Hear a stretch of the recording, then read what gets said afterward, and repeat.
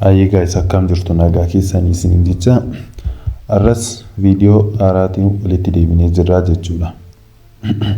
Viidiyoo irraa keenya kanarraa akkaataa koodingii ittiin edit godhan yookaan piroogiraamingii ittiin edit godhan isinitti agarsiisaa yookaan appilikeeshinii ittiin edit godhachuu dandeessan isinitti agarsiisaa jechuudha.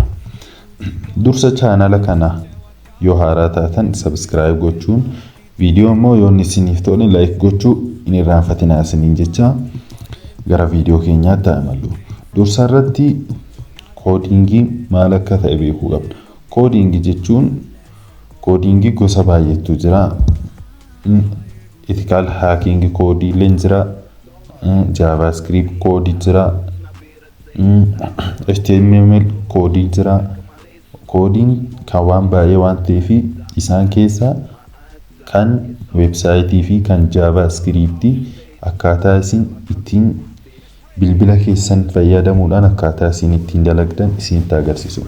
Jalqaba irratti appilikeeshinii tokko isin barbaachisa. Appilikeeshiniis isa kanaa jechuudha. Iddoo kana irratti akkuma isin argitan harka koo qabee isinitti agarsiiseera jechuudha. Appilikeeshiniin isa kana. Maqaa isaa yoo barbaadan viidiyoo kana jala isiniif kaa'uu danda'a. Appilikeeshinicha yeroo jalqabaaf isin irratti ni tuqxu. Haala kanaan isin banaan dura waan fayyadamaa tureefi jechuudha. Haala kanaan irratti ni tuqxu.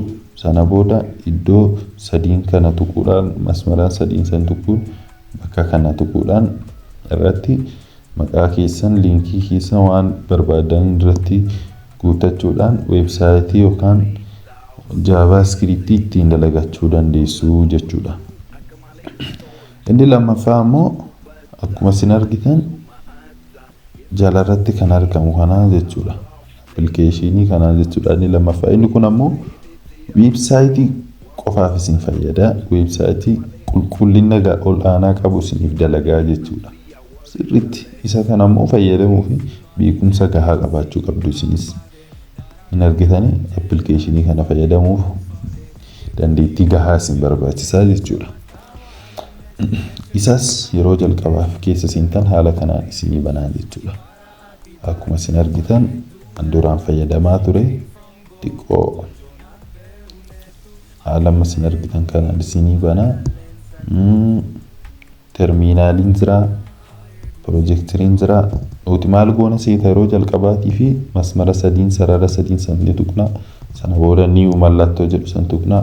Web piroojektiri jira, HTML faayilii jira, CSS staayilii jira, javascript jira. Kan feetan irratti cuqaasuudhaan koodii feetan edit godhachuu dandeessu jechuudha. Viidiyoo itti aanu paartii 2 qabadhee wanta dhufuu barbaadee fi viidiyoo irraa waan isiniin galii yookaan gaaffii dabalataa yoo qabaattan koomentii irra naa kaa'uudhaan akkuma isin agartan waan hundumaa adada yookaan paartiidhaan isiniif qabadhee kan dhiyaatu ta'a. Nagaatti.